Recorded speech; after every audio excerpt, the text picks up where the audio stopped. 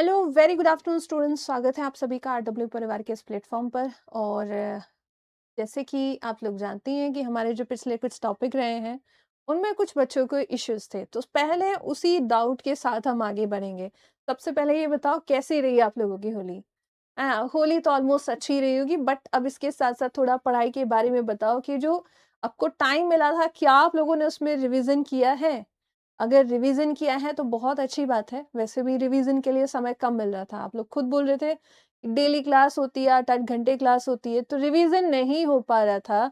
होली हर साल आएगी, लेकिन ये वाला टाइम दोबारा नहीं आने वाला है, क्योंकि जब अगले साल होली आएगी तो थोड़ा चेंज आपकी लाइफ में आ चुका होगा। कुछ बच्चे सेलेक्ट हो चुके होंगे तो उनकी उनकी होली तो शानदार होगी ही, लेकिन जो इस बार सिर्फ अभी पढ़ ही रहे हैं, कुछ ज़्यादा फ़ोकस नहीं कर पा रहे हैं, तो उनकी होली वैसी ही रहेगी जैसे पहले से होती आई है। तो अगले साल को अगर बदलना चाहते हो तो इस साल थोड़ा मेहनत कर लीजिएगा, ठीक है?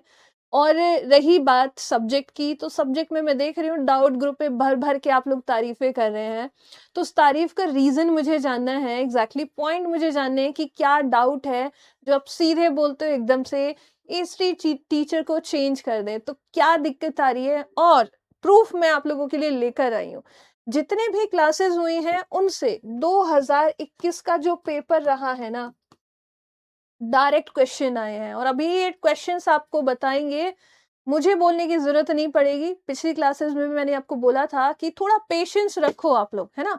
हाँ, बिल्कुल बहुत सारे बच्चे हैं जिनको बहुत अच्छा लग रहा है कंटेंट पढ़कर, पीवाईक्यू सॉल्व करके, बट कुछ बच्चे हैं जो डायरेक्टली यही बोलते हैं। अब उनको मैंने लाइव सेशन में भी पूछा है कि डाउट बताइए, क्या टर्म समझ नहीं आ रही है, पढ़ाने का तरीका, ये सारी चीज़ें ऑब्वियसली कुछ ना कुछ प्रॉब्लम होती है, तो वो बताओ। है ना? तो इस चीज़ को लेकर मुझे भी जानना था कि क्या प्रॉब्लम थी, और अब आप लोगों के सामने रहेगा प्रूफ। सबसे पहले आपको क्वेश्चन मैं दिखाने वाली हूँ। आप लोग भी बहुत दिनों से वेट कर रहे थे कि क्वेश्चन हमें दिख जाएँ कि क्या क्वेश्चन आते हैं। ठीक है? चलिए। मिस हो गई हैं वो कंप्लीट किए हुए थे। चलिए बहुत अच्छी बात है भाई, ऐसे ही करते रहो। उपनिषद आरण्यक में 4 वेद नहीं पढ़ाए हैं। एक बात बताओ भाई, पहली जो क्लास हुई थी शायद आप लोग भूल गए हैं कि पहली क्लास में मैंने आपको वेदास पढ़ाए थे और उस टाइम मैंने बोला था ये दोबारा नहीं पढ़ाऊँगी। सेम चीज़ दोबारा पढ़ने का कोई मतलब नहीं है ना? और एक चीज़ और, ये बहुत सारे बच्चे हैं लिख के पढ़ाओ, लिख के पढ़ाओ, लिख के पढ़ाओ। इसका एक सॉल्यूशन यही है, आप थोड़ा अपने आप को क्या करो भाई, डेवलप कर लो, थोड़ा-सा अपने आप का लेवल बढ़ा लो, क्योंकि क्योंकि आप लोग ऑफिसर रैंक की तैयारी कर रहे हैं, लेकिन जब तक मैं लिख ना दूँ ये कि 2021 है ना? तब तक आपको 2021 लिखा हुआ समझ में नहीं आएगा। जैसे यहाँ लिखा हुआ है जौ, अब ये जौ आपको समझ नहीं आ रहा है, लेकिन जब मैं जौ लिख दूँगी तब आपको ये समझ में आ जाएगा, तो इसका तो कोई सॉल्यूशन नहीं है, ठीक है? चलो। हाँ, अब आते हैं, पहले कुछ क्वेश्चंस मैं आपको दिखा देती हूँ, ज़्यादा टाइम इन पर नहीं लेंगे, ठीक है? हैंड रिटन नोट्स बनाना है तो उसके लिए पूरा कंटेंट आपको दिया जा रहा है। चलो, अब ज़्यादातर जो है हम इस तरीके के कमेंट्स पे ध्यान नहीं देंगे, ऑब्वियसली पढ़ाने पे ध्यान दिया जाए क्योंकि समय कम है ना? चलो, अब देखो, ये क्वेश्चन जो है पूछा गया है 2021 की, हर शिफ्ट के साथ क्वेश्चन रखा गया है ना? कब क्या पूछा गया है वो पूरा क्वेश्चन है। अब इसको देखो यहाँ पर, है ना? इसको देखो यहाँ से और बताओ कि क्या मैंने इसको नहीं पढ़ाया था कि कृषि 1750 बीसी में अस्तित्व में आई थी। निम्नलिखित में से पौधों में से किसकी खेती सर्वप्रथम शुरू हुई थी? क्या ये नहीं पढ़ाया है ना? D is the answer. देखो आंसर कैसे आ रहे हैं आप लोगों के, क्योंकि ये चीज आप पढ़ चुके हैं, है ना? आ गया ना क्वेश्चन? मैं अभी सिर्फ दिखा रही हूँ, लास्ट में हम क्वेश्चन को रखेंगे टॉपिक कंप्लीट करने के बाद। अभी देखो आगे और भी क्वेश्चंस है, लगभग 30 प्लस क्वेश्चंस हैं, ठीक है? भस्म अवशेष ढेर किस नव पाषाण काल सभ्यता से जुड़ा हुआ है? क्या ये नहीं कराया गया है? बिल्कुल हो जाएगी, एकदम हो जाएगी, ठीक है? और ये जो बहुत सारे बच्चे होंगे उन्होंने, जिन्हें लग रहा है कि हिस्ट्री ऐसे नहीं आती है, तो बेटा हिस्ट्री इसी लेवल की आपकी आने वाली है। क्वेश्चन पेपर देख लो। और रही बात आपका आरओ बिल्कुल एकदम डिफाइन वे में पढ़ा रही हूँ ताकि आप लोग अपना कॉन्सेप्ट भी पढ़ पाओ, है ना? कॉन्सेप्ट के साथ साथ। हाँ, बिल्कुल, वही तो दिया जा रहा है आपको, पूरा दिया जा रहा है, ठीक है? अब देखो अगला क्वेश्चन क्या कह रहा है, किस अवधि काल में मनुष्य खाद्य संग्राहक से खाद्य उत्पादक बना था, क्या ये नहीं पढ़ाया गया आपको? हाँ, बताओ जल्दी से। अगला क्वेश्चन देखो, अगला क्वेश्चन क्या कहता है, ये सब आप लोग सॉल्व करेंगे। मैं आपको पीडीएफ फॉर्मेट जो है पूरा प्रोवाइड करा दूंगी, आज के पीडीएफ में आपका जाएगा, आप लोग इन्हें बैठ के सॉल्व कीजिएगा, ठीक है? ये सब पढ़ चुके हैं आप लोग, मैंने क्वेश्चन नहीं कराए थे, पहले पेपर ऑनलाइन था, अब आगे का मुझे नहीं जानना है, मतलब एग्जैक्टली जानना क्या, आइडिया नहीं है कि आगे आपका पेपर ऑनलाइन होगा या ऑफलाइन होगा, तो अभी इसके बारे में तो मैं कुछ बोल नहीं पाऊंगी क्योंकि मुझे खुद नहीं पता है बच्चे, ठीक है? तो पहले 2021 में जो पेपर हुआ है वो ऑनलाइन मोड में हुआ था, अब ऑफलाइन ऑनलाइन से कोई फर्क नहीं पड़ना चाहिए, आप लोग तैयारी करिए, ठीक है? उसके बाद देखो अगला क्वेश्चन क्या कह रहा है, निम्न में से किस स्थल में प्राग ऐतिहासिक मानव के प्राचीनतम जीवाश्म पाए गए हैं? ये पूरा आपको पढ़ाया गया है ना, पूरा आपको पढ़ाया गया है, डेट के साथ देख लो, आप लोग भी जाइए और पेपर ढूंढिए, है ना, पेपर आपको मिल जाएगा, नहीं तो आजकल मार्केट में जो है पूरा पेपर सॉल्यूशन के साथ भी आ रहा है, देख लो भाई, क्वेश्चन है सारे वही वाला कंटेंट आपको दिया जा रहा है। भारतीय उपमहाद्वीप में कृषि के प्रथम प्रमाण कहाँ प्राप्त हुए हैं, ये पूरा आपको पढ़ाया था, ठीक है? आगे बढ़ते हैं, आगे आते हैं, 6 नंबर का क्वेश्चन है, मानव इतिहास में लौह युग कब शुरू हुआ था? तो जो जो चीजें आपके एग्जाम में आई हैं एकदम रिलेवेंट कंटेंट आपको दिया जा रहा है, ठीक है? तो अब से, अब ये जो एक्सक्यूज आप लोग देते हो, जो बहाने आप बनाते हो, तो वो बहाने बनाने छोड़ो, कंटेंट उठाओ, रिवीजन करो और क्वेश्चन आंसर करना शुरू कर दो, ठीक है? तो यहाँ अभी मैं क्वेश्चन आंसर सिर्फ आपको दिखा रही हूँ, क्वेश्चन दिखा रही हूँ कि ये देखो क्वेश्चन पूरा, पाषाण में आदि मानव के मनोरंजन के स्रोत क्या थे, ये भी पूरा पढ़ाया है, ठीक है? तो एक एक क्वेश्चन को आराम से बैठ के देखना आप लोग, क्योंकि आज हमें टॉपिक कवर करना है महाजनपद, ओके, महाजनपद काल हमें कवर करना है, तो महाजनपद में कवर कराने के बाद लास्ट में टाइम बचेगा तो एक क्वेश्चन मैं आपको कराऊंगी, अदरवाइज आप लोग आराम से बैठ के इन क्वेश्चंस को सॉल्व करना, ठीक है? उसके बाद यह पाषाण संस्कृति का एक प्रमुख स्थल भीमबेटका कहाँ पर है, क्या ये नहीं पढ़ाया मैंने आप लोगों को? तो ये जो है उन बच्चों के लिए मैंने स्पेशली रखा है जिन्हें दिक्कत हो रही है कि हिस्ट्री समझ में नहीं आ रही, आप लोग समझेंगे तो समझ आएगी, है ना? चलो आगे देखो क्या दिया है, क्वेश्चन नंबर 9 पे आ गए, निम्नलिखित में से किसे प्रारंभिक भारतीय पुरातत्व की मुख्य अवधियों के घटनाक्रम अनुसार क्रमबद्ध किया गया है? पहले कौन सा काल आया, बाद में कौन सा काल आया, देन उसके बाद कौन सा काल आया, है ना? तो ये सारी चीजें जो है आपको मैं पढ़ा चुकी हूँ। आगे देखो 10वें क्वेश्चन पे आ जाते हैं, सिंधु घाटी के उत्खनन में पाए गए निम्नलिखित अवशेषों में से कौन सा अवशेष वाणिज्य और वित्तीय विस्तार को सूचित करता है, मतलब व्यापार के लिए क्या चीजें यूज हुआ करती थी, है ना? तो ये भी क्वेश्चन हो गया, सारा फिर से उठाना कंटेंट और फिर से देखना कि क्या ऐसा रह गया है, हड़प्पा वाले किससे परिचित नहीं थे, क्या यूज कर रहे थे हड़प्पा काल में, कौन कौन सी चीजें आ रही थी, ठीक है? उसके बाद देखो, हाँ आ रहे, महाजनपद पे ही आ रहे हैं। उसके बाद दिया है, निम्न में से किसके अवशेष सिंधु घाटी सभ्यता में पाए गए हैं? ये आराम से पढ़िए, और वो वाले बच्चे जो बार बार बस एक कमेंट का आके करते हैं, देखो मेहनत हर कोई करता है ना, एग्जाम आप लोगों का है, एग्जाम निकलेगा तो आप लोगों का निकलेगा, जॉब आपकी होगी, बट जितना आप लोग सोच रहे हैं ना कि आपको चीजें नहीं कवर कराई जा रही है, बेटा बहुत मेहनत लग रही है ना? और उसके बाद जो है जब ये कमेंट मिले ना कि हिस्ट्री टीचर को चेंज कर दो या मैम अच्छा नहीं पढ़ाती हैं, तो उसके लिए मैं आज प्रूफ लेकर आई हूँ, ठीक है? तो आराम से आप, ये 30+ क्वेश्चन है, इनको देख लेना एक बार बैठ के, पूरा दिखाऊंगी तो टाइम इन्हीं में चला जाएगा, है ना? तो आप लोग देख लेना, कपड़े के लिए कपास पहले कहाँ उगाया गया था, फिर उसके बाद सिंधु सभ्यता के जो लोग थे, पूरे डेट के साथ है, 2021 16 12 में ये आया है, ठीक है? मैम समझ में नहीं आता है, क्या समझ में नहीं आता है? समझ में आता है तो भाई अच्छी बात है, नहीं आ रहा है तो कुछ तो ऐसा होगा, देखो धौलावीरा के लिए मैंने कहा था, इससे भी क्वेश्चन आया है, जैसे यूनेस्को धरोहर सूची में शामिल किया गया, कहाँ स्थित है ये पेपर? मैंने अब जो है, जो 2 दिन का टाइम था ना, वो 2 दिन के टाइम में बैठकर यही काम मैंने किया, मैंने भाई अपना होली को साइड किया, बच्चों के जो डाउट्स है उनको देखा जाए, पहले क्वेश्चन उनको दिखा देते हो, क्योंकि बहुत सारे बच्चे हैं जो उस लेवल की तैयारी कर रहे हैं कि वो पीवाईक्यू देखकर चल रहे हैं, लेकिन कुछ बच्चे ऐसे हैं जो एक्सक्यूज लेकर जा रहे हैं कि टीचर सही नहीं पढ़ा रहा। बेटा कोई और भी पढ़ाएगा ना मेरी जगह आकर, वो भी यही चीजें आपको पढ़ाएगा। बदलाव आपको अपने आप में लाना है कि आप बड़े एग्जाम की तैयारी करो तो आपको उस लेवल के लिए पढ़ना होगा। ये यूपी पुलिस वाला लेवल नहीं है, ठीक है। आरओ एक रिव्यू ऑफिसर की बात हो रही है, तो उसके लिए आपको पढ़ना पड़ेगा उस लेवल पे जाके, ठीक है। चलो अब बढ़ते हैं, हम थोड़ा महाजनपद काल की शुरुआत कर लेते हैं। तो हमारी वैदिक सभ्यता हो चुकी थी कंप्लीट, ठीक है। और वैदिक सभ्यता में, हाँ वो मैं समझती हूँ, लेकिन बाद में एक होता है ना कि भाई ऑब्वियसली आरडब्ल्यू इसीलिए काम करता है कि बच्चों को समझ में आनी चाहिए चीजें, और बच्चों को प्रॉब्लम ना हो कुछ, है ना। तो भाई दिक्कत आती है तब जब बच्चे पढ़ाने के बावजूद ये बोलने लगे कि समझ नहीं आ रहा है, ठीक है। तो वही मैं पूछती हूँ कि क्या समझ में नहीं आता है, वो आप लोग मुझसे क्लास में बोलिए, बताइए क्या समझ नहीं आ रहा है, उसके लिए बिल्कुल मैं अवेलेबल हूँ आपको समझाने के लिए। अब तरीका, हर तरीके से चीजें चेंज की जा रही हैं, ठीक है। चलो अब बढ़ते हैं, हम किस तरफ, महाजनपद काल की तरफ बढ़ते हैं।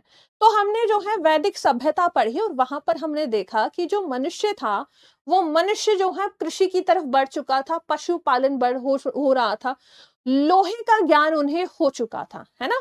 तो ये सारी चीजें जो हैं, वेद नहीं पढ़ाई और कंप्लीट कब हुई, अश्मिता पहली क्लास देखना। आप लोग यही दिक्कत है कि मेरी बात सुनते नहीं हो, अपना दिमाग ज्यादा लगाते हो। शुरुआत में मैंने आपको पहली क्लास में बोला था कि अभी जो सोर्सेज आप पढ़ रहे हो, वैदिक सभ्यता में वैदिक साहित्य के बारे में मैं अभी पढ़ा रही हूँ, चीजें मैंने वहां कवर करा दी थी, वेदास के बारे में पढ़ा दिया, है ना। अब आप लोग पढ़ना नहीं चाहते हो तो उसमें आप जो है कुछ नहीं किया जा सकता है, ठीक है। तो पहली क्लास से देखना शुरू करो, और आज की क्लास में हम एक नया टॉपिक पे आ रहे हैं, महाजनपद पर, ठीक है। तो शुरुआत करते हैं महाजनपद काल की, और इसमें जो है हम जानेंगे कि किस तरीके से जो है, जब देखते हैं हम वैदिक सभ्यता में विकास हो चुका था, किसका, कृषि का विकास हो गया था, लोहे का लोगों को ज्ञान हो चुका था। अब धीरे धीरे जो है ये चीजें, अब देखो जैसे आप लोग बात करें, आप लोगों की ही हम बात करें।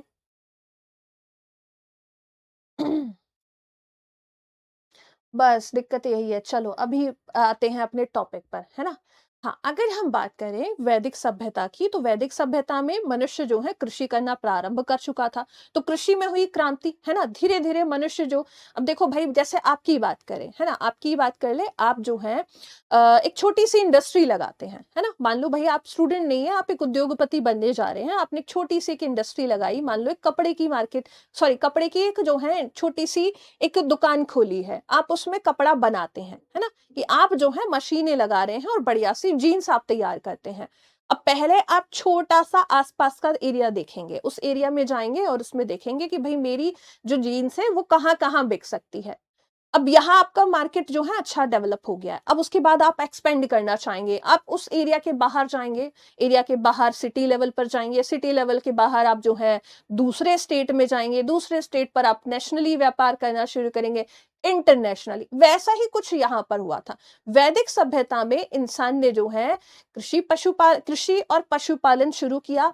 कृषि में जब उन्हें उन्हें उत्पादन ज्यादा होने लगा, है ना, जैसे आपका उत्पादन बढ़ा, आपकी मार्केट वैल्यू बढ़ने लगी, लोग आपको जानने लगे, तो आप धीरे धीरे बाहर भी व्यापार करोगे। तो सेम वैदिक सभ्यता में कृषि में जब उत्पादन बढ़ने लगा, तो अब जो है जो व्यक्ति थे वो क्या करने लगे, लोग जो है व्यापार करना शुरू कर देते हैं, ठीक है।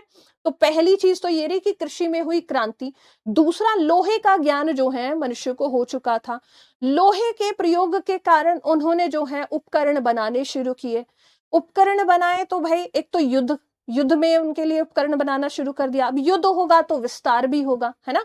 विस्तार होगा, जैसे भाई अभी हम मान ले भाई एक छोटा सा देश है, वो देश अभी डेवलप नहीं हुआ है, उस देश में जो है धीरे धीरे उपकरण आने शुरू हुए। उपकरण बनेंगे तो भाई वो युद्ध भी करेगा, ये उपकरण बनाएगा, एक तो अपने वो वाले कृषि औजार बनाएगा कि उत्पादन बढ़े, दूसरे औजार वो वाले बनाएगा जिससे भाई कोई दूसरा उस पर अटैक करेगा तो अपनी रक्षा के लिए बनाएगा, है ना।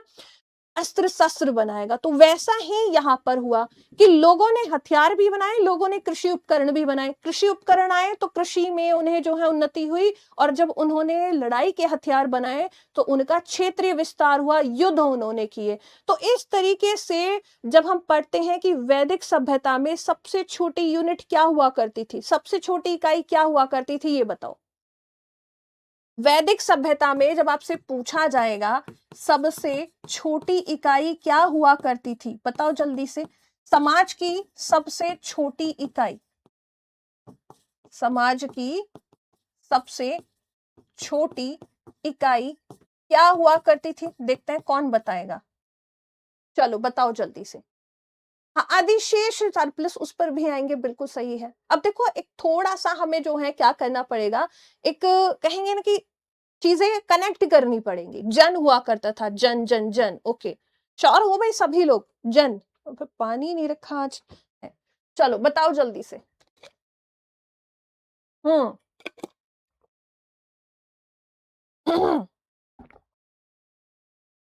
देखो क्या हुआ करती थी, ग्राम, ग्राम से बना विश्व, विश्व से बना जन, ठीक है, और जन से बना राष्ट्र। अब यहां पर ये जो जन थे ना, ये जन किस में बदले, तो यहां हम देख रहे हैं जन है जो कि ग्राम विश्व राष्ट्र से थोड़ा छोटा है, इसी जन से बना जनपद, ठीक है, और इन्हीं जनपद से क्या हुआ, महाजनपद बने। क्या बने, महाजनपद। अब जन को अगर हम कहें इसका एरिया इतना सा है तो जनपद इससे बड़ा होगा, है ना, इससे बड़ा होगा। अब जब महाजनपद है वो और थोड़ा सा बड़ा होगा, है ना। तो इस तरीके से क्या हुआ कि जन बदले जनपद में और जनपद बदले महाजनपद में। कैसे बदल रहे हैं, दो कारण हम मुख्यतः मानेंगे कि एक तो कृषि में हो रही है क्या भाई, क्रांति हो रही है, या आप कहो कृषि में उत्पादन अधिक होने लगा तो व्यापार लोग करने लगे। दूसरा हम कहेंगे लोहे का ज्ञान लोगों को हो गया। तो ये कुछ प्रमुख कारण थे जो कि महाजनपद के उदय के कारण माने जाते हैं। अब इनको थोड़ा डिफाइन वे में मैं लिख देती हूं, क्योंकि जब तक नहीं लिखेंगे तब तक आप लोगों को समझ नहीं आता है। तो अब पढ़ लेते हैं कि महाजनपद जिसका उदय होता है कब हुआ था, बताओ, कभी किसी ने पढ़ा हो तो अच्छी बात है। महाजनपद काल जो कि हम देखते हैं 6वीं शताब्दी, है ना, 6ठी शताब्दी ईसा पूर्व, ईसा पूर्व, या आप इसे कहोगे 600 से लेकर 300 बीसी के बीच में इसका विकास देखने को मिलता है, ठीक है। अब जब हम बात करते हैं किसकी, महाजनपदों की, तो महाजनपद संख्या कहां फैले उन पर बाद में आएंगे। पहले जान लेते हैं महाजनपद के उदय के कारण, उदय के कारण क्या क्या रहे। तो ये वाला आप जो है एग्जाम्पल के तौर पर रख सकते हैं कि पहले जन थे, जन से बना जनपद और जनपद से बना महाजनपद, ठीक है। और इसको एग्जाम्पल के तौर पर रखोगे तो हमेशा आपको याद रखेगा पहले जनपद छोटा सा, छोटा सा, जनपद उससे बड़ा, और महाजनपद उससे भी बड़ा हुआ करता था। इसके मुख्यतः कारण हम कहेंगे कि पहला क्या था, लोहे का ज्ञान, या लोहे का ज्ञान ना कहकर कहेंगे लोहे का प्रयोग, ठीक है। अब लोहे का प्रयोग कहां कहां किया जा रहा था, तो लोहे का प्रयोग एक तो उपकरण बनाए जा रहे थे, है ना, लोहे से क्या किए जा रहे थे, उपकरण बनाए गए, और इन उपकरणों का यूज किया गया हल बनाने, जैसे हल आपने बना लिया तो वो वाली जो बंजर भूमि है ना, उस बंजर भूमि पर भी आप देखो पहले क्या हुआ करते थे, लकड़ी के हल बनते थे, है ना। शुरुआत में जब हम धातु का हमें ज्ञान नहीं था, तो अगर हम कृषि कर भी रहे हैं तो कृषि करने के लिए हम क्या करेंगे, हम लकड़ी का हल ही बना सकते हैं, क्योंकि धातु का ज्ञान तो था नहीं हमें।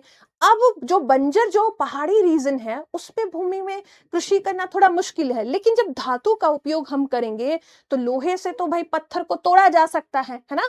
तो यहां हम कहेंगे हमने वो वाला हल बनाना शुरू किया जिससे बंजर भूमि पर भी क्या हुआ, कृषि की जाने लगी, ठीक है। यहां तक किसी को कोई दिक्कत हो तो बता देना, बाकी हम ऐसे बढ़ते रहेंगे। तो हम कहेंगे पहला हो गया, इंग्लिश में लिख दे रही हूं, यूज ऑफ आयरन। दूसरा जो पॉइंट हो जाएगा, दूसरा पॉइंट हो जाएगा कि हमें जो है अच्छा, यहाँ पर ये पॉइंट और लिखना था, एक पॉइंट और आना था। उपकरण तो बनाए ही, जिससे की जा रही थी कृषि, लेकिन साथ ही में कुछ हमने हथियार भी तो बनाए, और हथियारों का प्रयोग हम करने लगे युद्ध में। ठीक है, हथियारों का प्रयोग हुआ तो युद्ध भी हुआ, और युद्ध से हो गया क्षेत्रीय विस्तार। ये वाला जो क्षेत्रीय विस्तार हुआ है, ये ऐसे ही तो हुआ है ना। उसके बाद पेन मोटा कर ले, अच्छा ठीक है भाई, पेन थोड़ा मोटा कर लेते हैं। उसके बाद सेकंड जो कारण हो जाएगा वो क्या हो जाएगा, वो हो जाएगा कृषि अधिशेष। इसका मतलब क्या होता है, कृषि अधिशेष का मतलब हो जाएगा कृषि में उत्पादन उत्पादन अधिक होने लगा। अब जब कृषि उत्पादन अधिक हो रहा है तो इससे क्या होगा भाई, हम व्यापार करेंगे, है ना। हम क्या करेंगे, हम दूसरे शहर जाएंगे, हम व्यापार करेंगे।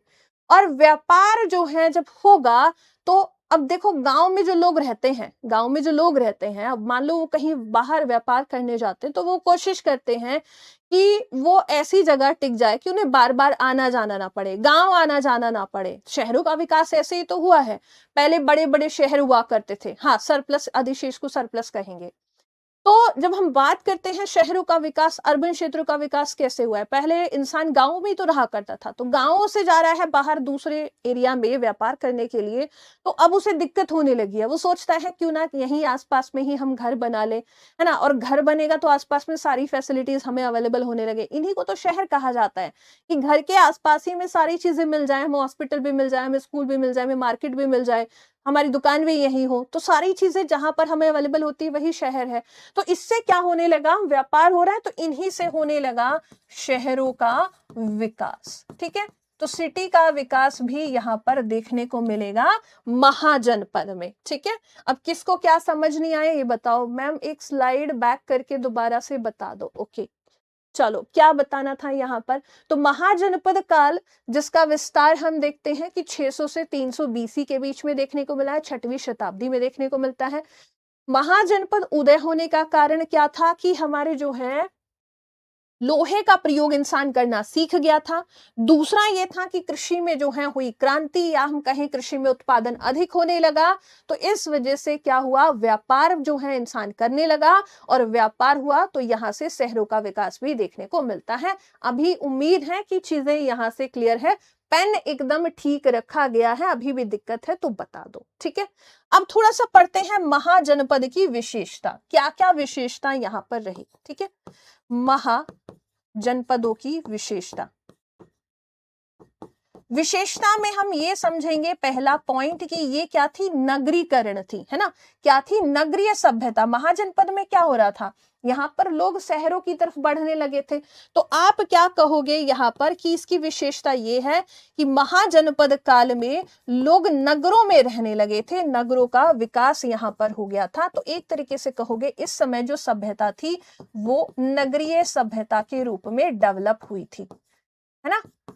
जब हम सिंधु घाटी सभ्यता की बात करते हैं तो पहली बार जो है नगरीय सभ्यता भारत में सिंधु घाटी या हड़प्पा काल में रही। उसके बाद वैदिक सभ्यता कैसी रही, ग्रामीण रही। और उसके बाद तीसरी जो सभ्यता है, या सभ्यता ना कहते हुए इस काल की जब हम बात करते हैं महाजनपद की, तो ये पूरी तरीके से कैसा था, नगरीय था। ठीक है, यहां तक कोई दिक्कत किसी को, देखो जो भी डाउट हो वो आप मुझसे साथ के साथ पूछ लीजिएगा। अब यहाँ पर जो है जब विकास हो रहा है किसका, नगरों का, तो यहाँ राजा की शक्ति भी बढ़ रही है ना। विस्तार बढ़ रहा है, क्षेत्र बढ़ रहा है, नगरों का विकास हो रहा है, तो इसमें कुछ और भी चीजें हमें देखने को मिली। तो अगला पॉइंट हम अगले पेज पर रख लेते हैं कि जब हम बात करते हैं महाजनपद की, महाजनपद काल में राजा शक्तिशाली होने लगा है, राजा हो गया शक्तिशाली। पहले जो है राजा, अगर मान लो भाई कोई राजा भी है तो वो महल में नहीं रहता था, इस टाइम पर आकर जो है राजा शक्तिशाली होगा और वो रहेगा महल में। क्षेत्रीय विस्तार बढ़ेगा, है ना, इस काल में क्या होगा, क्षेत्रीय विस्तार हो जाएगा। इसके अलावा और क्या क्या चीजें हो रही हैं यहाँ पर, और चीजों हम कहेंगे कि भाई एक कर वसूलने लगे, यहाँ पर टैक्स वसूला जाने लगा। और कर को जो है एक टर्म के यूज में किया गया, कर को कहा गया बलि। कर को बलि कहा जाने लगा। अगर बलि आपसे पूछे महाजनपद काल में बलि क्या है, तो बलि आपको याद रखना है, कर को बलि कहा जाता था। अब इसमें भी एक इंपॉर्टेंट आपको जो है कर याद रखना है, जो सबसे इंपॉर्टेंट है, सबसे महत्वपूर्ण कर जो हुआ करता था, सबसे महत्वपूर्ण कर वो था कृषि कर। ठीक है, इससे क्वेश्चन बहुत बार पूछा गया है। कृषि कर, जिसे हम भाग भी कहते हैं, कृषि कर को एक और टर्म के लिए यूज किया गया है, इसके लिए भाग कहा गया है। और ये जो कृषि कर हुआ करता था, ये उत्पादन का 1/6 भाग हुआ करता था, जो कि सबको देना होता था। ठीक है, हाँ, राजाओं को टैक्स मिलने लगा था, राजा शक्तिशाली होने लगे भाई, महलों में रहने लगे, है ना। अब आप देखोगे आगे हम पढ़ेंगे 16 महाजनपद, जिसमें मगध सबसे शक्तिशाली है, विस्तार भी हम पढ़ने वाले हैं। ठीक है, कृषि का उद्योग सशक्तिकरण कब हुआ था? अभी देखो धीरे धीरे व्यापार शुरू होगा तो उद्योग की तरफ भी आएंगे, है ना, तो उसके लिए टेंशन मत लो। शक्तिकरण उद्योग कब हुआ था? समझ नहीं आया आपका सचिन, क्या लिखे हो? थोड़ा दोबारा से लिखो, है ना, दोबारा से इस चीज को लिखो जो आप पूछना चाह रहे हो। अब देखो ये हो गई हमारी कुछ विशेषताएं जो महाजनपद काल में है। ठीक है, कि महाजनपद में राजा शक्तिशाली हो रहा है, क्षेत्रीय विस्तार हो रहा है, नगरों का विकास यहाँ पर हुआ है, और बाकी बातें आप ये वाली लिख सकते हो, ये भी कारण भी है और ये विशेषता भी आप समझोगे। ठीक है, अब यहाँ पर जो है जब व्यापार होने लगा, और चीजें समझो कि जब हम बात करते हैं कि भाई व्यापार यहाँ पर लोग करने लगे, तो व्यापार के बाद क्या हुआ कि जो व्यापारी संघ है, अब व्यापार वो कर रहे हैं, तो व्यापारियों ने एक ग्रुप बनाया, व्यापारियों का एक संघ बनने लगा, और इस संघ को कहा जाता है श्रेणी। क्या कहा जाता है? श्रेणी। ये टर्म पूछी गई है कि महाजनपद काल में श्रेणी का मतलब क्या है। तो जब व्यापार कर रहे हैं तो कई सारे व्यापारी आएंगे और व्यापारी मिलकर क्या करेंगे, एक ग्रुप बना लेंगे, एक श्रेणी बना लेंगे, जिसे हम कह सकते हैं आज के टाइम पे हम ट्रेड यूनियन के नाम से जानते हैं, है ना। तो ट्रेड यूनियन जो है किन्होंने बनाई? भाई व्यापारियों ने बनाई, जो अलग अलग वस्तुओं का व्यापार कर रहे हैं, है ना। भाई कोई कृषि का व्यापार कर रहा है, कोई कुछ और कर रहा है, पीपीटी प्रोवाइड करा दीजिएगा। अच्छा ठीक है, वो भी करा देंगे, वो भी आपको हैंड रिटन मिल जाएगा पूरा। ठीक है, तो यहाँ पर जो हुआ क्या हुआ भाई, उत्पादन होने लगा, उत्पादन होने तो व्यापार हो रहा है, व्यापारी व्यापार कर रहे हैं, तो इन्होंने अपना एक संघ भी बना लिया, जिसे हम श्रेणी कहते हैं। और इसी श्रेणी को जो है भारत में व्यापार की रीढ़ कहा जाने लगा। ठीक है, भारत में व्यापार की रीढ़ किसे कहा जाता था? तो इस श्रेणी या व्यापारियों के संघ को ही कहा जाता था। ठीक है, अब यहाँ ये जो व्यापार हो रहा है, व्यापार के लिए कोई चीज तो यूज की जाएगी। पहले हमने देखा कि जो वैदिक काल था, वहां पर वस्तु विनिमय किया जाता था व्यापार के लिए, है ना, कि एक वस्तु के बदले दूसरी वस्तु दे दी जाए। लेकिन यहाँ ऐसा नहीं था, यहाँ पर व्यापार के लिए, है ना, जब हम व्यापार की बात करते हैं तो व्यापार के लिए मुद्रा का प्रयोग होने लगा, मुद्रा का प्रयोग होने लगा। मुद्रा मतलब करेंसी का यूज होने लगा। अब इसके लिए पहली बार चांदी के आहत सिक्के, जिन्हें हम पंचमार्क सिक्के भी कहते हैं, है ना, क्या कहते हैं इन्हें? हम पंचमार्क सिक्के भी कहते हैं। तो यहाँ पर पंचमार्क सिक्के, या फिर आपको दिया जा सकता है चांदी के आहत सिक्के, इनका प्रयोग किया जाने लगा। ठीक है, तो कभी क्वेश्चन पूछे पंच मार्क कैसे होते? पंच मार्कर, है ना, पंच मार्कर, मान लो भाई ऐसा कुछ जो है, एक पेपर है और उस पर एक पंच मारेंगे तो एक जो है मोहर टाइप जैसे हुआ करते थे ना, मोहर आप देखते हैं ना, ऐसे पंच मार के बनाई जाती है। वैसे ही इस टाइम पर जो है सिक्के बनाए जाते थे, जिन्हें पंच मार्क सिक्के या चांदी के आहत सिक्के इन्हें कहा जाता है। इन्हीं का प्रयोग किया जाता था व्यापार के लिए। ठीक है, कोई दिक्कत यहाँ पर? इसके अलावा अगर हम यहाँ विशेषताओं में और पॉइंट देखें, तो विशेषता के अंतर्गत कौन सा पॉइंट आ जाएगा? ये पहला हमारा हो गया यहाँ पर, ये रहा। ठीक है, उदय के कारण। फिर उसके बाद जो है यहाँ विशेषता में पहला पॉइंट ये हो गया, दूसरा पॉइंट हम कहेंगे ये वाला हो गया। ठीक है, तीसरा पॉइंट आपका ये हो गया यहाँ पर कि व्यापार के लिए मुद्रा का प्रयोग होने लगा। चौथे पॉइंट में आप कहेंगे कि यहाँ पर कठोर वर्ण व्यवस्था थी। वर्ण व्यवस्था जो है हमने देखा कि उत्तर वैदिक काल में कैसी हो गई थी, जाति आधारित हो चुकी थी। ठीक है, तो वैसी ही व्यवस्था यहाँ पर होने लगी थी। वैदिक काल में जब हमने देखा था तो वैदिक काल में शुरुआत में कोई शेप नहीं था। हाँ, शेप ऐसा कुछ नहीं था, बस शेप नहीं पूछेगा, वहां याद रखना पंच मार्क थे। अब जब हम बात करते हैं वैदिक काल की तो वहां कर्म आधारित थी, है ना। जैसा आप कर्म करोगे वैसे आप उस वर्ण व्यवस्था में आ जाओगे। मान लो आप पढ़ाते हो तो आप जो है ब्राह्मण हो गए, आप रक्षा करते हो तो आप क्षत्रिय हो गए, आप व्यापार कर रहे हो तो आप वैश्य हो, है ना। तो काम के आधार पर आपकी जाति व्यवस्था हुआ करती थी। उत्तर वैदिक काल में चीजें बदली। अगर आप ब्राह्मण के घर में जन्म ले रहे हो तो आप ब्राह्मण हो, है ना, कर्म से नहीं जाति पर। वैसी ही जातिगत व्यवस्था या कठोर वर्ण व्यवस्था महाजनपद काल में भी है। ठीक है, तो ये भी आपको याद रखना है। उसके अलावा अगर हम बात करें यहाँ पर अगले पॉइंट की, इसमें हम देखेंगे इसी समय पर बौद्ध और जैन धर्म का भी विकास होगा। बौद्ध और जैन धर्म का विकास होगा। ये हमारे अलग टॉपिक होंगे, बौद्ध धर्म और जैन धर्म। ठीक है, चलो यहां तक बताएंगे आप लोग मुझे। किसी को कोई पॉइंट अगर नहीं समझ में आया तो पूछ लेंगे, नहीं तो फिर बढ़ते हैं हम थोड़ा सा मैपिंग की तरफ अभी हम आएंगे। ठीक है, ये जो मैप लगाया गया है इसमें हम 16 महाजनपद को पढ़ने वाले हैं। तो अभी तक अगर कोई टर्म यूज नहीं आई है तो वो बता दे।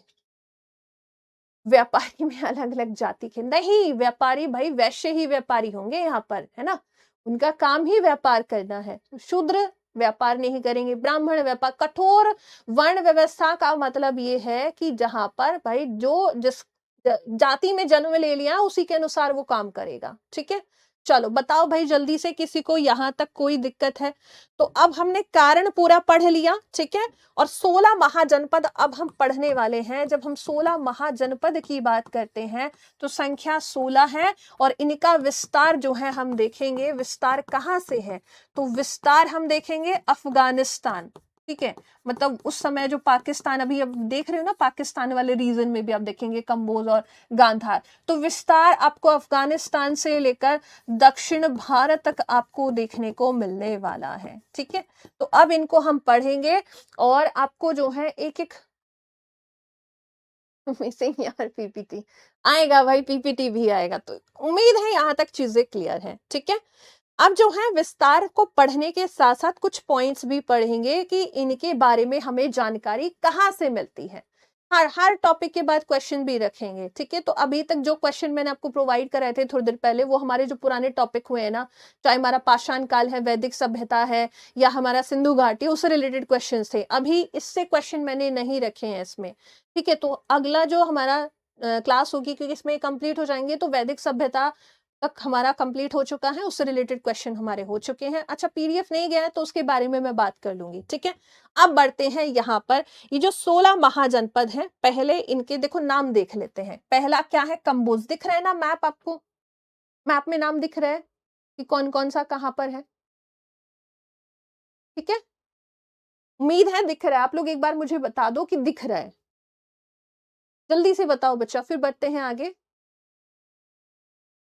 दिख रहा है ना, ऊपर कंबोज लिखा हुआ है, ये वाला कंबोज।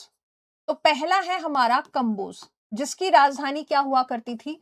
राजपुर, या और क्या नाम से जाना जाता है? हाटक कहा जाएगा या कुछ और कहा जाएगा?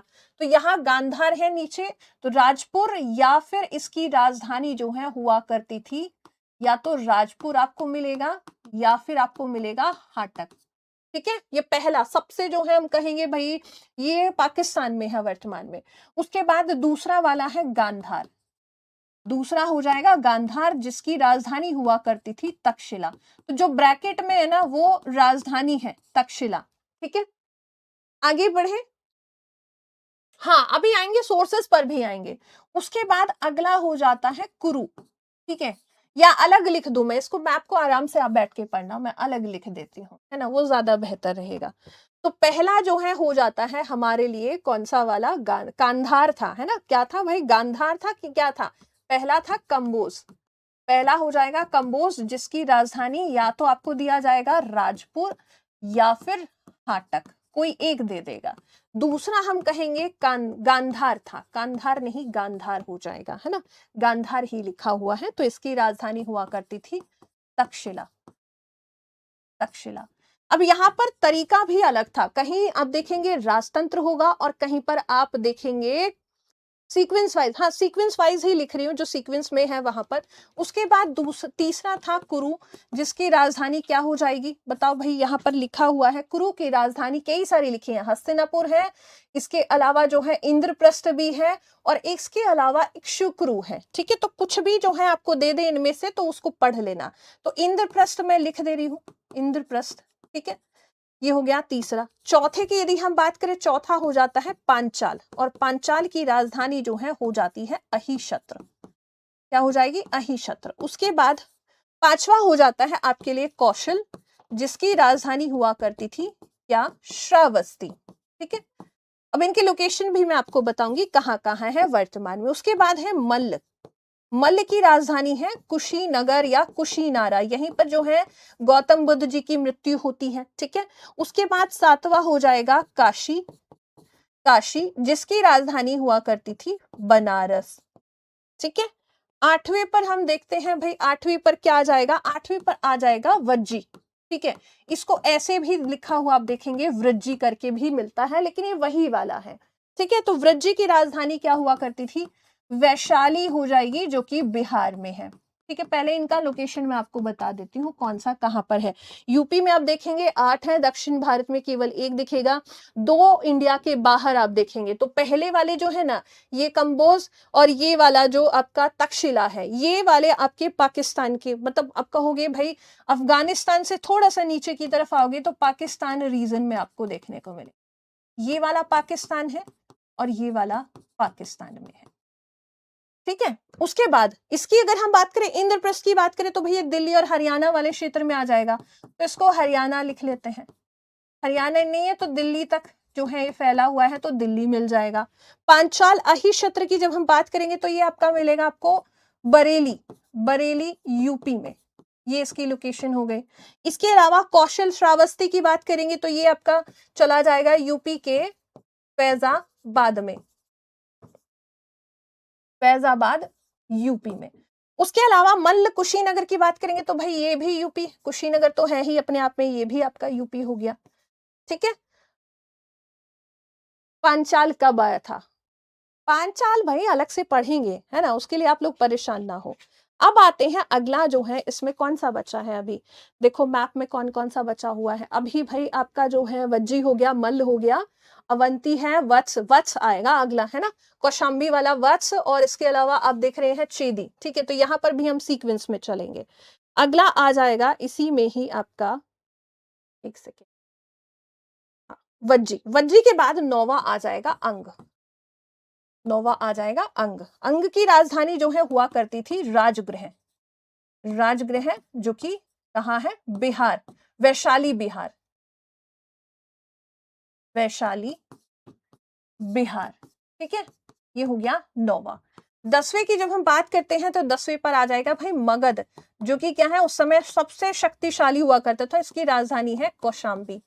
ठीक है, और ये हो जाएगा भाई आपका बिहार में। ठीक है, उसके बाद 11वीं की यदि हम बात करें, आगे आ गया भाई आपका वत्स, वत्स जो कि जिसकी राजधानी कहाँ हुआ करती थी? इसकी राजधानी मगध की राजधानी कौशाम्बी है, कोई और हो जाएगी? राजगृह, अरे एक सेकेंड भाई, थोड़ा सीक्वेंस बिगड़ गया, इसको सही कर लेते हैं। 9वें पर हम रख लेते हैं, यहाँ मगध की राजधानी नहीं होगी, ये मगध की राजधानी जो है, एक सेकेंड देखने दो भाई, थोड़ा सा सीक्वेंस बिगड़ गया है, कभी कभी हमसे भी गलती हो जाती है। वत्स की राजधानी थी कौशाम्बी, जो कि अभी मैंने मगध की लिख दी है ना। तो यहाँ मगध की जो राजधानी है, मगध की है राजगृह, मगध की है राजगृह। ठीक है, जो कि कहाँ है? बिहार में है। फिर उसके बाद हम बात करते हैं 10वें की, तो 10वें पर आ जाएगा वत्स, जिसकी राजधानी है कौशाम्बी, और ये कहाँ है? ये है आपका, ये तो पटना हो गया, और ये हो गया आपका इलाहाबाद वाला जो रीजन है, इलाहाबाद यूपी में। ठीक है, उसके बाद 11वें की यदि हम बात करें, 11वें पर क्या आएगा? अश्मक आ जाएगा, अश्मक होगा यहाँ पर, मल्ल है, चेदी है, अश्मक कहाँ है? ये वाला। ठीक है, अगर सीक्वेंस बिगड़ भी रहा है तो उससे कोई दिक्कत नहीं है, बस आप लोग थोड़ा सा पढ़ लेना है इसको। अश्मक की राजधानी हो जाएगी पोटली। पोटली जो कि कहाँ है, गोदावरी। गोदावरी, आप महाराष्ट्र वाला जो रीजन है ना, गोदावरी क्षेत्र, यही है जो एकमात्र आपको देखने को मिलेगा कहाँ पर, दक्षिण भारत में। उसके बाद 12वें पर आते हैं। 12वें पर आ जाएगा भाई आपके लिए सूरसेन, है ना, मत्स्य, मत्स्य को रख लेते हैं। फिर उसके बाद सूरसेन आ जाएगा। सूरसेन के बाद जो है एक आ गया आपके लिए अवंती, और अवंती के बाद 15 पर आ गया चेदी। अभी एक बचा हुआ है, कोई एक छूट गया है। मत्स्य की राजधानी क्या हुआ करती है, विराटनगर। विराटनगर है जो कि कहाँ है, जयपुर, राजस्थान।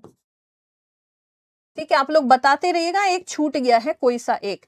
सूरसेन की राजधानी हो जाएगी भाई मथुरा। ठीक है, अवंती की राजधानी हो जाएगी महिष्मती। महिष्मती जो कि कहाँ है, उज्जैन। उज्जैन एमपी में है। ठीक है, ये आपका हो गया यूपी। उसके बाद चेदी की बात करें तो इसकी राजधानी हुआ करती थी शक्तिमती, जो कि बुंदेलखंड वाला जो क्षेत्र है आपका एमपी वाला, यहां पर आपको देखने को मिलेगा। अब इसमें से एक जो है कोई एक छूट गया है। कौन सा छूटा है भाई, ये हो गया अंग भी हो गया है, मल्ल है, वज्जी है, कौशल हुआ था। कौशल, कौशल की राजधानी है श्रावस्ती, जहां तक मुझे लग रहा है कौशल भी हो गया है ना।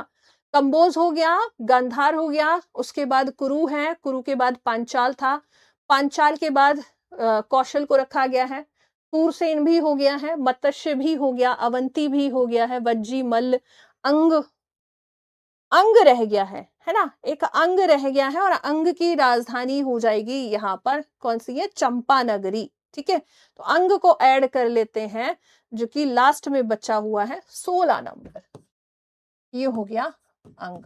ठीक है, और इसकी राजधानी क्या है, चंपा नगरी। ठीक है, ये हो गए 16। हाँ, अंग रह गया था। ठीक है, चलो, तो ये हो गए आपके 16 महाजनपद। अब इन 16 महाजनपदों में क्या था, 16 महाजनपद, इनमें से जो 14 महाजनपद थे, जो 14 महाजनपद थे, इसमें क्या था, यहां पर था राजतंत्र। राजतंत्र का मतलब क्या होता है कि भाई राजा का बेटा राजा बनेगा। ठीक है, राजा का बेटा राजा बनेगा, ये होता है राजतंत्र, राजा का शासन आगे बढ़ेगा। ठीक है, और जो 2 महाजनपद थे वो कौन कौन से हो जाएंगे, 2 महाजनपद हैं जहां पर क्या था, गणतंत्र था, जैसे कि भारत में है ना, चुनाव के द्वारा जो है क्या होता है, राजा बनता है। तो अभी तो राजा का सिस्टम तो नहीं है, बट भारत में अगर आप देखोगे किसी भी बड़े संवैधानिक पद पर जाने के लिए आपका चुनाव होता है ना। तो यहाँ पर जो है 14 महाजनपद थे जहां पर राजा राजतंत्र हुआ करता था। इनसे क्वेश्चन आया है, वज्जी और मल्ल को अगर आप छोड़ देंगे, ये 2 ऐसे राज्य थे, वज्जी और मल्ल, जहां पर उस समय गणतंत्र हुआ करता था। ठीक है, जब हम मगध की बात करते हैं तो मगध क्या था भाई, मगध सबसे शक्तिशाली था। और इसके बाद हम बौद्ध धर्म पढ़ने के साथ साथ हम जैसे बौद्ध धर्म जैन धर्म कंप्लीट करेंगे तो मगध का उत्कर्ष हम पढ़ेंगे, और मगध में शुरुआत करेंगे, फिर भाई पूरा चंद्रगुप्त मौर्य तक हम पढ़ेंगे, उसके बाद आगे बढ़ जाएंगे। तो मगध पर अभी हम नहीं जाएंगे, बस याद रखना महाजनपद काल में मगध क्या था, सबसे शक्तिशाली राज्य हुआ करता था। ठीक है, एकमात्र दक्षिण महाजनपद, दक्षिण में महाजनपद कौन सा था बताओ, अभी थोड़ी देर पहले बताया। यूपी के बारे में पूछेगा कि उत्तर प्रदेश में कितने महाजनपद थे, उत्तर प्रदेश में महाजनपदों की संख्या 8 थी, महाजनपदों की संख्या कितनी थी, 8 थी। इसके अलावा भारत के बाहर बताइए, भारत के बाहर महाजनपद कितने थे, एकमात्र 2 थे, है ना, कितने थे, 2 थे, एक था कंबोज और एक कौन सा था, एक था गांधार। ठीक है, ये बताओ, बफरिंग हो रही है, मैंने कहा उसका बताओ भाई। दक्षिण भारत की बात करते हैं तो दक्षिण भारत में एकमात्र कौन सा था, अभी थोड़ी देर पहले बताया, अश्मक था ना, है ना, अश्मक, जिसकी राजधानी क्या थी, पोटली, की राजधानी थी पोटली, जो कि कहां पड़ेगा, गोदावरी रीजन, महाराष्ट्र में। कुछ इस तरीके के क्वेश्चन थे। ये सब तो चले गए और हमारे लिए आफत छोड़ गए। ठीक है, एक पॉइंट और याद रखें कि जो मल्ल की राजधानी थी, मल्ल की राजधानी, वैसे तो हम पढ़ेंगे बौद्ध धर्म में, क्या नाम था, कुशीनगर, है ना, इसे कुशीनारा भी दिया जाता है कई बार, कुशी नारा भी इसके लिए कह देते हैं। तो यहीं पर गौतम बुद्ध जी की हुई थी मृत्यु, की मृत्यु हुई थी। ठीक है, कुछ पॉइंट्स और हैं जब इनकी तरफ हम आते हैं तो यहाँ पर देखो भाई, मगध तो अभी बता दिया सबसे शक्तिशाली उस समय हुआ करता था। जब हम वत्स की बात करते हैं तो यहाँ पर एक राजा हुआ करते थे, राजा उदयन, है ना। यहाँ पर जब हम बात करते हैं वत्स को, इसको अलग पॉइंट लिख देती हूं मैं। जब हम वत्स की बात करेंगे तो वत्स के एक राजा हुआ करते थे, राजा उदयन, राजा उदयन। इन पर एक महाकवि हुए हैं, महाकवि भास। इन्होंने एक रचना लिखी है, स्वप्न वासवदता। ठीक है, तो इस महाजनपद के बारे में, इससे भी जो है हमें सोर्सेज में अगर हम पढ़ेंगे तो ये पढ़ने को मिलता है, स्वप्न वासवदता में भी जो है इस महाजनपद के बारे में, मतलब सोर्सेज की जब हम बात करेंगे तो कहीं ना कहीं एक सोर्स ही हो गया, महाकवि भास है जिन्होंने लिखा था स्वप्न वासवदता, और वत्स महाजनपद के राजा हुआ करते थे उदयन। ठीक है, तो इसके बारे में आपको पढ़ने को मिलेगा। इसके अलावा जब हम अवंती की बात करते हैं, अवंती, ठीक है, ये वाला अवंती जो कि उज्जैन में है, यहाँ पर एक राजा हुआ करते थे, चंड प्रद्योत। ठीक है, यहाँ पर एक राजा थे, इस पॉइंट को भी मैं अलग ही लिख देती हूँ, नहीं तो यहाँ फिर सब गड़बड़ हो जाता है, सब मिक्स हो जाता है। तो जब हम बात करते हैं किसकी भाई, अवंती की, अवंती में एक राजा हुआ करते थे, राजा थे चंड प्रद्योत। ठीक है, इनके पास जो है, जो बिंबिसार है, अब हम पढ़ेंगे भाई आगे बिंबिसार के बारे में, तो बिंबिसार के एक राज्य वैद्य हुआ करते थे, जीवक, राज्य वैद्य थे जीवक। इनसे क्वेश्चन आया है कि बिंबिसार ने अपने राज्य वैद्य जीवक को किसका उपचार करने के लिए भेजा था, तो इनके पास भेजा था। ठीक है, इनका उपचार करने के लिए। इसके अलावा जीवक जो है पैरेलल चल रहा था, बराबर में गौतम बुद्ध जी भी थे, है ना, तो गौतम बुद्ध जी का भी उपचार इन्होंने किया था, तो गौतम बुद्ध जी से भी जुड़े हुए थे, तो गौतम बुद्ध जी का उपचार भी इन्होंने किया था। ठीक है, तो ये कुछ पॉइंट्स थे जिनसे एग्जाम में क्वेश्चंस आए हैं। इसके अलावा अब हम थोड़ा सोर्सेस की तरफ आ जाते हैं कि जब हम ये महाजनपद के बारे में जानकारी की बात करते हैं तो हमें जानकारी कहाँ कहाँ से मिलती है, तो अंगुत्तर निकाय से मिलेगी। अच्छा, अंगुत्तर निकाय से अगर क्वेश्चन आ जाए, अंगुत्तर निकाय किस धर्म से जुड़ा हुआ है, तो इस तरीके के क्वेश्चन अगर एग्जाम में पूछ लिया जाए तो क्या आंसर करोगे आप। कभी अभी बौद्ध धर्म तो हमने पढ़ा नहीं है, तो आगे हम पढ़ने वाले हैं। तो जब हम बात करेंगे भाई महाजनपद काल के लिए स्रोत कहाँ से हमें पता चल रहा है, तो पहले हम कहेंगे कि भाई कुछ हमारे पास साहित्यिक है, कुछ लिखा हुआ है। साहित्यिक का मतलब होता है जो लिखा हुआ है। ठीक है, अब इस लिखे हुए में हम पहला पॉइंट कहेंगे अंगुत्तर निकाय। क्या कहेंगे, अंगुत्तर निकाय है, जो कि बौद्ध धर्म से जुड़ा हुआ है। अब बौद्ध धर्म में हम देखते हैं भाई त्रिपिटक का जो है कॉन्सेप्ट हम पढ़ते हैं, सुत पिटक है, विनय पिटक है और अभिधम्म पिटक है। तो सुत पिटक का क्या हो जाता है, बताओ भाई, सुत पिटक का है ना, तो अंगुत्तर निकाय जो कि बौद्ध धर्म के एक ग्रंथ सुत पिटक का भाग है, सुत पिटक का भाग। अब इतना जो हमने जाना, तो हमने कहीं ना कहीं स्टडी की थी सुत पिटक की, जो कि बौद्ध धर्म के समय लिखा गया है और उसमें बात की गई है महाजनपद के बारे में। एक और है भाई, पहला पॉइंट ये हो गया बौद्ध धर्म का, दूसरा हो जाएगा यहाँ पर भगवती सूत्र। ठीक है, भगवती सूत्र जो कि आपका जैन धर्म का ग्रंथ है, जैन ग्रंथ है, इसमें भी जो है पढ़ने को मिलता है। इसके अलावा कुछ पुरातात्विक स्रोत भी हैं। अब पुरातात्विक जो स्रोत होते हैं वो वाले स्रोत हैं जो कहीं ना कहीं हमने उत्खनन से प्राप्त किए हैं, है ना। इन्हें जो है खोदा गया है, जमीन के अंदर से कुछ चीजें पाई गई हैं, वहां से भी कुछ सोर्सेज मिले हैं। अब इसमें आप क्या क्या बताओगे भाई? जो मिट्टी के बर्तन है ना, मिट्टी के जो बर्तन हैं, जब उनकी हम बात करते हैं तो मिट्टी पकी हुई स्थिति में आ चुकी थी वैदिक काल में। अब यहाँ पर मिट्टी के जो बर्तन मिलेंगे ना, वो काले रंग के थोड़े से मिलेंगे। तो उन्हें कहा जाता है कि मिट्टी के जो बर्तन पाए गए हैं, मिट्टी के बर्तन, उन्हें काले रंग का देखने को मिला है, मतलब काले, उत्तरी काले मृद भांड के रूप में देखा गया है। पॉलिशदार भी हुआ करते हैं, तो उन्हें कहा गया है उत्तरी काले पॉलिशदार मृद भांड। ठीक है, मृद भांड का मतलब होता है मिट्टी के बर्तन, मिट्टी के बर्तन। ठीक है, और क्या चीजें मिली है भाई उत्खनन में? जो खोदी गई चीजें हैं। दूसरा क्या हो जाएगा, जो भी पढ़े थे ना, पंचमार्क सिक्के या आहत सिक्के, ये भी जो है पाए गए हैं। तो ये भी बताते हैं कि एक समय पर ऐसा कुछ हुआ करता था। अरे भाई ये बराबर चल रहा था, इसके लिए परेशान ना हो आप, ये भी बराबर चल रहा था। तो महाजनपद, महाजनपद और बौद्ध धर्म। ठीक है, अगला हम बौद्ध धर्म पढ़ लेंगे, फिर उसके बाद जैन धर्म, देन हम पढ़ेंगे मगध के उत्कर्ष के बारे में। ठीक है शिवम, उसके बारे में टीम आपको बताएगी बच्चे। ठीक है, टीम ही ये काम करती है, तो टीम को मैं बोल दूंगी। ठीक है, बताओ यहाँ पर किसी को कोई दिक्कत है? तो 16 महाजनपद थे, जो कि उत्तर वैदिक काल में कृषि और लोहे के विकास के बाद जो है इनका उदय होता है। गंगा के दोआब से दक्षिण में हम देखते हैं गोदावरी तक इनका विस्तार था, मतलब पाकिस्तान से लेकर दक्षिण में गोदावरी क्षेत्र तक इनका विकास है। 6वीं शताब्दी या 600 से 300 बीसी के बीच में इनका विस्तार देखा गया है।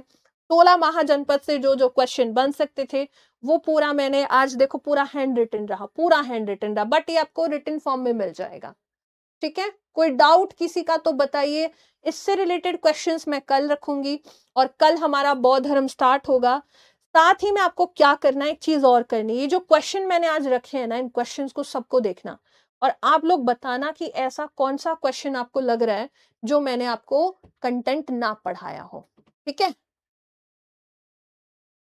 नहीं मेहनत करते रहो, देखो मेहनत करोगे तो मेहनत एक दिन तो सफल होगी ही, है ना। अब सीट बिके या क्या बिके उससे कोई मतलब नहीं है, ऐसा तो नहीं है हर कोई पैसा लेकर बैठा हुआ है।